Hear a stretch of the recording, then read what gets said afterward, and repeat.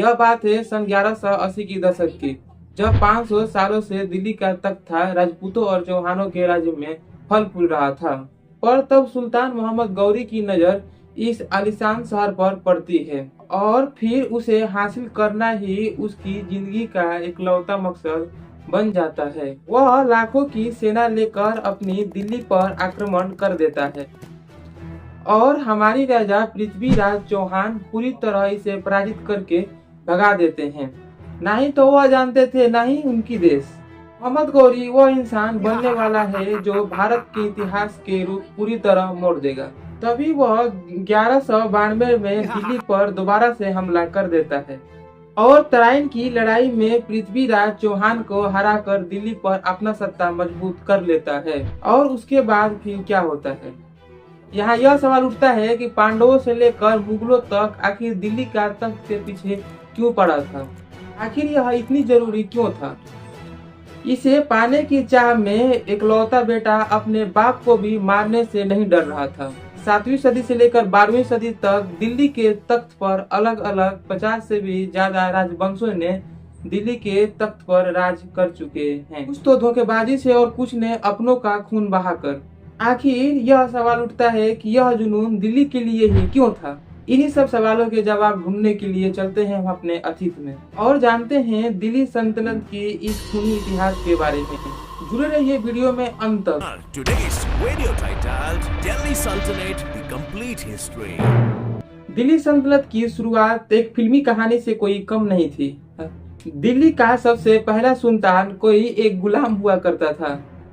उसी ने बीज बोया एक ऐसे राजवंश का जिसने दिल्ली के तख्त पर 84 साल तक हुकूमत की और भारत का नक्शा बदल दिया। इसकी शुरुआत 1206 में मोहम्मद गौरी की मरने के बाद हुई। उसकी वफादार गुलाम कुतुबुद्दीन ऐबक को दिल्ली का सुल्तान घोषित किया गया।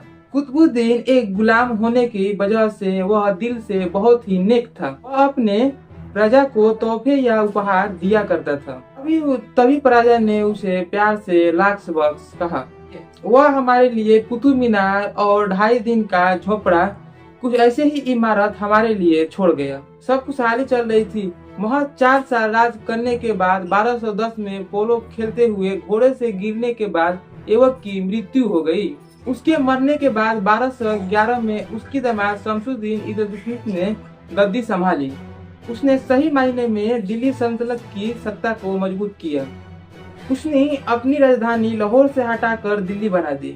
उस समय के टाइम में सबसे बड़ा फेर बदलाव था।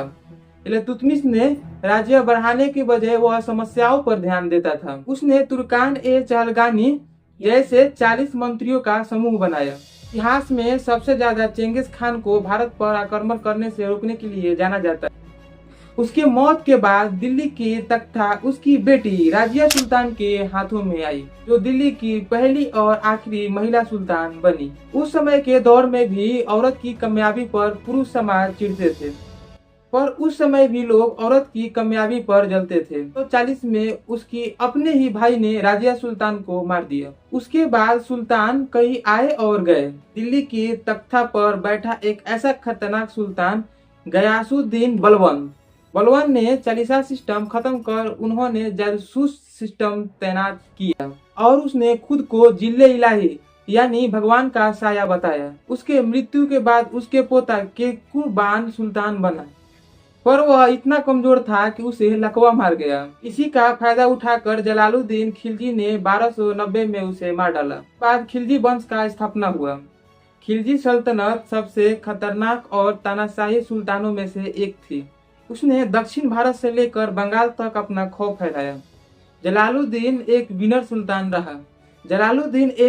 सुल्तान रहा। उसके बाद 1296 में उसके दामाद अलाउद्दीन खिलजी ने उसे मारकर दिल्ली का सत्ता छीन ली।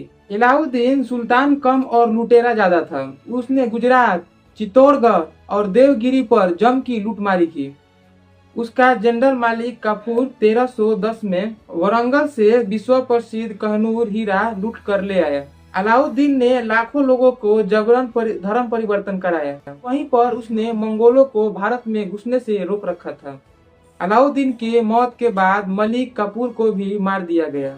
और उसके बाद फिर मुबारक शाह सुल्तान बना, लेकिन पर वह अयोग्य निकला।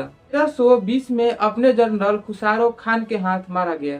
तभी गाजी मलिक ने खुसरो खान के मारकर तुगलक वंश की स्थापना की। सबसे तुगलक वंश ने 84 साल तक दिल्ली पर राज किया। के हिस्सा थे सनकी सुल्तान मोहम्मद बिन तुगलक। उसने बिना कुछ सोचे दिल्ली से राजधानी छोड़कर दौलताबाद बना दी, जिससे यह हुआ कि हजारों लोग रास्ते में ही मारे गए। उसने तांबे के सिक्के बनाए, जिससे यह हुआ कि सारे लोग घर में ही नकली सिक्के बनाने लगे। में फिर उसे वापस दिल्ली लौटना पड़ा। उसके मौत के बाद फिरोज शाह तुगलक ने गद्दी संभाली और उसने नई शहर बसाए और लोगों के लिए नए अस्पताल बनवाया। पर 1388 में उसकी मौत के बाद दिल्ली एक लवारिस हो गई। 1398 में तैमूर लंग ने दिल्ली पर खूनी हमला किया। तैमूर ने 5 दिन में 2 लाख लोगों को कत्लेआम कर डाला। जाते जाते उसने सत्ता खिलजी खान को दे दिया। यहीं से सैयद वंश की शुरुआत हुई। वह दिल्ली की सबसे कमजोर सल्तनत थी और वह 50 किलोमीटर में ही बस समट गई कि आखिरी सुल्तान आलम शाह ने गद्दी छोड़कर भाग गए। फिर उसके बाद से दिल्ली एक लोधी वंश के हाथों में आई। लोधी सल्तनत दिल्ली पर राज करने वाली एक अफगानी सल्तनत थी। सिकंदर लोधी ने एक आगरा शहर बसाया। अंत में इब्राहिम लोधी सुल्तान बना।